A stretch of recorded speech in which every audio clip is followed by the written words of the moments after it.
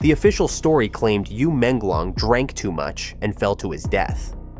But what if that was never the truth? What if hidden records and a buried video revealed something far more sinister? Whispers that refuse to die suggest Yu's final moments were not spent alone, but surrounded by 11 men, forcing him into humiliation before his body ever left the window. Screenshots of a desperate message to his mother, audio files of screams that vanished almost instantly, and neighbors rushing to sell their homes all paint a picture darker than any police report dared admit. Why did his studio dissolve weeks before his death? Why did every shred of evidence disappear as quickly as it surfaced? Tonight on Criminal Tracks, we pull apart the accident narrative and confront the chilling possibility that Menglong's death was staged, silenced, and covered up at the highest level. On the morning of September 11th, 2025, the entertainment world woke to news that seemed almost too sudden to believe. Menglong, an actor known for his gentle image on screen and his ability to draw audiences into every role, was gone. The official reports were clipped and to the point. He had fallen from a building in Beijing's Chaoyang district, one of the city's most well-known residential areas. According to police, he had been drinking heavily, lost his balance, and plunged to his death. The tragedy was labeled an accident almost immediately, and the investigation appeared to end before the public even had time to process what had happened. What shocked many fans was not only the loss itself, but the speed with which the case was closed. Police made it clear there was no evidence of foul play. He had been out with friends, returned home, locked himself in a room, and then somehow fell. That was all the detail given, no deeper explanation, no release of forensic information, or a timeline of his final hours. The swiftness of the announcement carried the weight of finality. It seemed authorities wanted the public to accept the conclusion without further questioning. Within hours, Yu's management company issued their own statement, echoing the official line. They confirmed that he had passed away and that the cause was a tragic accident. For fans scouring social media for answers, this was all they received. A few sentences to summarize the end of a man whose life had been anything but simple or ordinary. Those who had followed his career, from breakout performances in dramas to his work as a singer, struggled to reconcile the polished image of a hardworking artist with the blunt official narrative of a careless fall. A few days later, the grief deepened when a new post appeared, attributed to Yu's mother. In her words was a raw plea. She asked the public to stop spreading speculation and accept the truth that her son had been drinking and fell by accident. For many, her voice carried an emotional authority that could not be ignored. The statement was shared widely, portrayed as the final word. If a grieving mother had accepted the accident explanation, who were others to argue? Yet her statement raised uneasy questions of its own. If everything was so clear, why was it necessary for his mother to step forward at all? Why did the story need to be reinforced so forcefully? Meanwhile, the police tightened their control over the narrative. On September 21st, just 10 days after the tragedy, Chaoyang police announced that 3 individuals had been detained for fabricating and spreading false claims about Yu's death. The move was presented as a necessary step to protect his reputation and stop harmful rumors. State-run outlets quickly amplified the news, highlighting the danger of online speculation and urging citizens to rely only on official sources. Soon after, platforms like Weibo and other Chinese networks began deleting posts at an astonishing pace. Threads vanished, accounts disappeared, and entire conversations dissolved into thin air. This crackdown created an atmosphere that was impossible to ignore. For those who wanted to mourn quietly, the police bulletin offered closure. But for others, it was unsettling. Posts were not just removed for spreading wild theories, but also for raising basic questions. Fans watched in real time as discussions were silenced. Each disappearance felt less like rumor control and more like erasure. It gave the impression that information itself was being managed, that people were being told not just what to believe, but also what not to even consider. The The result was a growing sense of unease. The official explanation was clear, but it was also thin. It spoke of alcohol, but provided no toxicology results. It confirmed a fall, but offered no details about injuries or how exactly events unfolded inside the apartment. It mentioned no witnesses beyond the vague reference to friends he had been with earlier that evening. It was a conclusion without a story. For an ordinary death, perhaps such brevity would have been enough. For a beloved public figure, it was not. This absence of detail created a vacuum, and in that vacuum, doubt began to flourish. Fans, journalists, and ordinary citizens all wanted more than the government's quick declaration. They wanted a narrative that felt as complex as the man himself. Instead, they received a line that seemed designed to end discussion, not answer questions. It was as if the accident story had been written before the investigation even began. The official record, however, remained unwavering. Yu's death was an accident, period. His mother had confirmed it. Police had warned against rumor-mongering. The people who continued to question it risked punishment. In the government's eyes, the matter was settled and should not be revisited. Yet beneath this surface of certainty, the unease refused to fade. The speed of the closure, the lack of transparency, the relentless censorship, all of it contributed to a sense that something more might be hiding in the shadows. That suspicion would soon burst into the open with whispers of videos, leaked messages, and stories of multiple men involved in Yu's final hours. But in this first stage of the story, what stood out most was the stark contrast between the state's determination to shut the case and the public's inability to believe that a man like Yu Menglong could vanish so simply. It was the beginning of a divide that no official statement could heal. In the weeks that followed, the official explanation of Yu Menglong's death was repeated endlessly. Yet the story that took hold online was something far darker. It centered on a claim so extraordinary that it refused to fade, no matter how many posts were deleted. This was the rumor that an official video existed, an original clip showing Yu not alone in his final moments, but surrounded by 11 men. According to these whispers, the footage revealed a scene of intimidation, humiliation, and coercion that ended not with a stumble out of a window, but with a fall staged to look like an accident. The number 11 was repeated like a chant across countless threads and reposts. Some described the men as strangers, faceless figures acting under orders. Others speculated they were insiders from the entertainment industry, powerful enough to stage such a scene and erase the evidence after the fact. In some versions, they were enforcers linked to financial interests Yu had resisted. In others, they were fellow celebrities implicated in something too scandalous to be spoken aloud. What tied all of these accounts together was the insistence that Yu had not died alone, and that his fall was only the final act in a spectacle of control. Descriptions of the alleged video varied, but always carried a sense of dread. In one telling, Yu was forced to sit in a chair while voices mocked him, demanding apologies or confessions. In another, he was made to stand near the window as the group closed in around him. Some said he looked terrified, others said he appeared resigned, as though he knew what was coming. The common thread in all these accounts was humiliation. The idea that he had been degraded before his death resonated strongly with fans who could not reconcile the government's bland explanation with the horror of losing someone so admired. Rumors about the video quickly fused with other pieces of alleged evidence. Low-quality clips surfaced, grainy and distorted, said to capture screaming from the night of the fall. Listeners claimed they heard more than one voice, overlapping, filled with anger and menace. These clips were never authenticated, but the timing of their release made them powerful. Each time they appeared online, they were swiftly taken down, which only deepened the conviction that they were real.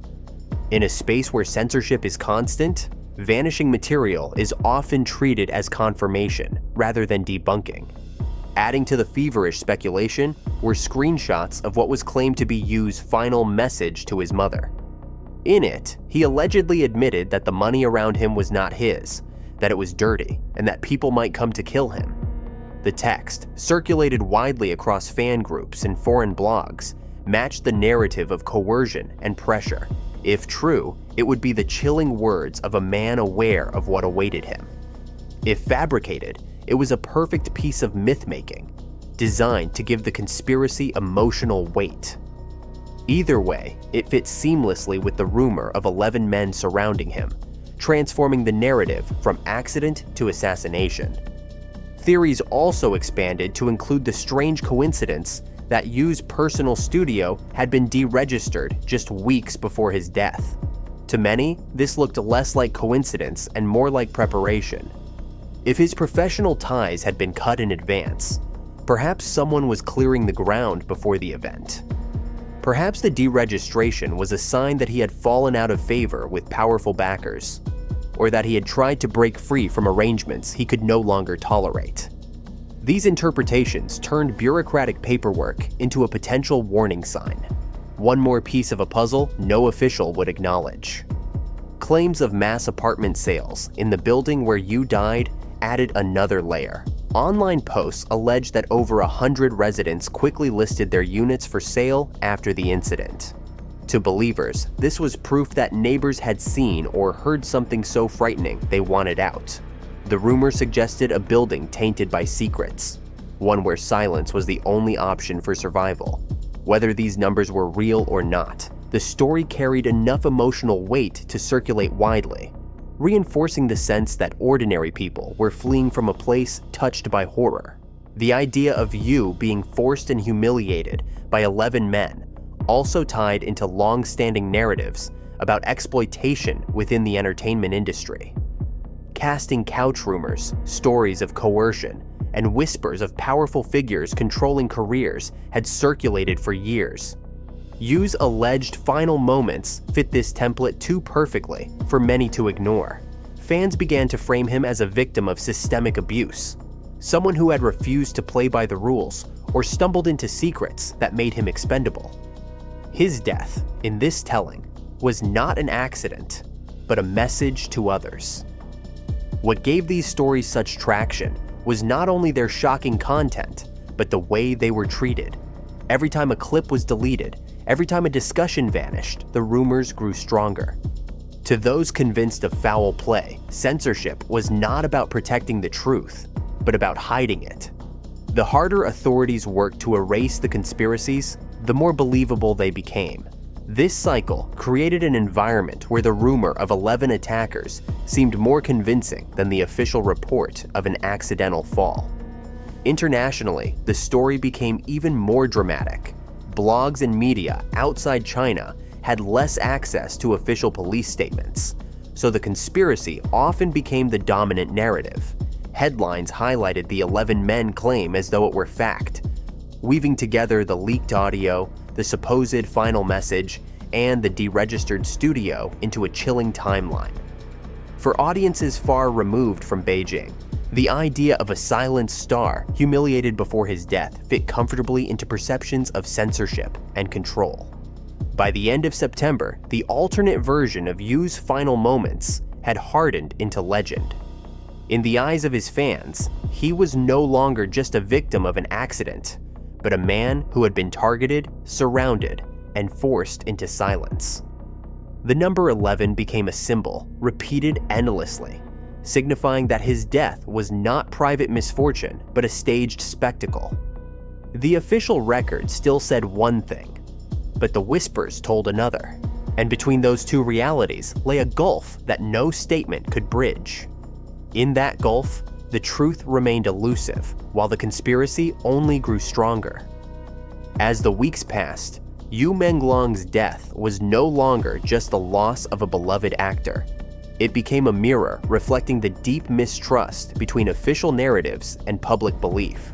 The story of the 11 men, whether real or fabricated, had taken on a power far greater than any government statement. On paper, the record was closed. Authorities said Yu had fallen after drinking too much, and his mother's plea was highlighted as proof that people should stop asking questions. But outside of those neatly packaged lines, the conspiracy had grown into something that refused to die. What drove the persistence of these rumors was not only their shocking content, but also the unanswered questions that lingered. The public had been given a cause of death, but no details. There was no forensic breakdown released, no timeline explaining how the evening unfolded beyond vague mentions of dinner with friends. For people hungry to understand how someone so young and successful could be gone overnight, that lack of clarity was intolerable.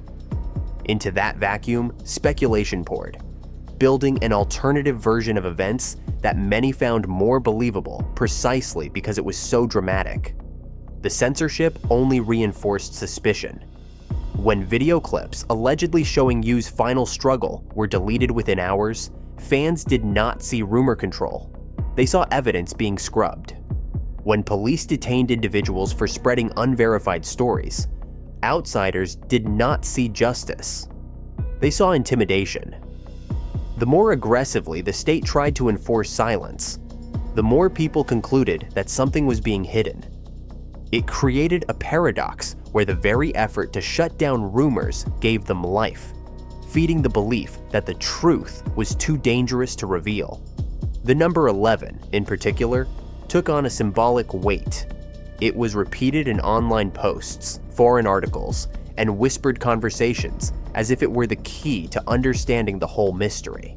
11 men became the shorthand for the possibility that Yu had been targeted and forced. Even those who doubted the existence of an actual video often admitted that the story captured what many feared about the darker corners of the entertainment industry: that stars were vulnerable, expendable, and ultimately powerless against those who held influence. The rumor, true or not, resonated because it expressed a collective anxiety that had been building long before Yu's death. Internationally, the divide between fact and rumor was even sharper. Outside China, where posts could not be deleted so quickly, the conspiracies were repeated without interruption.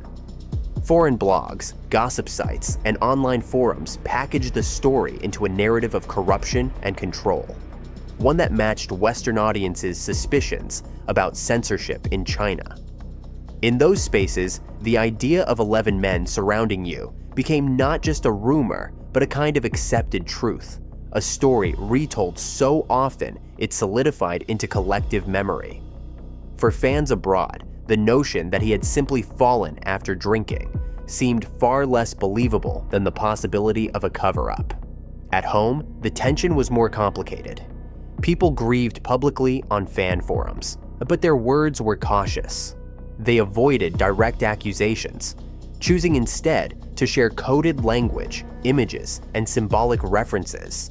These subtle expressions allowed them to honor their suspicion without drawing the attention of censors. It was a quiet form of resistance, a way to keep the questions alive without stating them outright.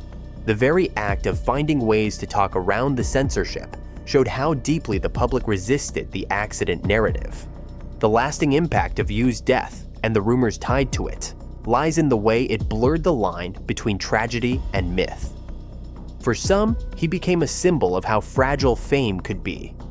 For others, he became a martyr of sorts, a man who may have been silenced for knowing too much or for refusing to submit. In both versions, accident or conspiracy, his end was larger than life, and that is why the story has not faded. The unresolved tension between official records and conspiracy theories has left his legacy unsettled. On one side is the neat conclusion that asks no questions. On the other is a narrative of coercion, power, and humiliation that continues to circulate in whispers and reposts. The truth may lie somewhere in between, or it may never surface at all, but the persistence of the 11 men story proves that when people are denied answers, they will create their own, and those answers often outlive the official line. Today, the question of what really happened to Yu Menglong remains open in the minds of many. Was he simply a man who drank too much and fell, or was he caught in a struggle far greater than himself?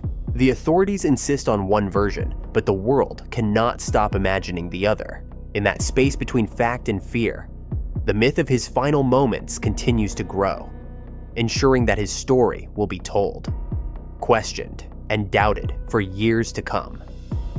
The state's record says Menglong died in a tragic accident, yet the whispers of a video with 11 men will not fade. Each deletion, each silence, only deepens the suspicion that more was hidden than revealed. Whether you believe the official line or the conspiracies that swirl across the internet, one truth remains. Yu's death left behind questions that may never be answered. Was it really misfortune or a carefully staged execution disguised as chance?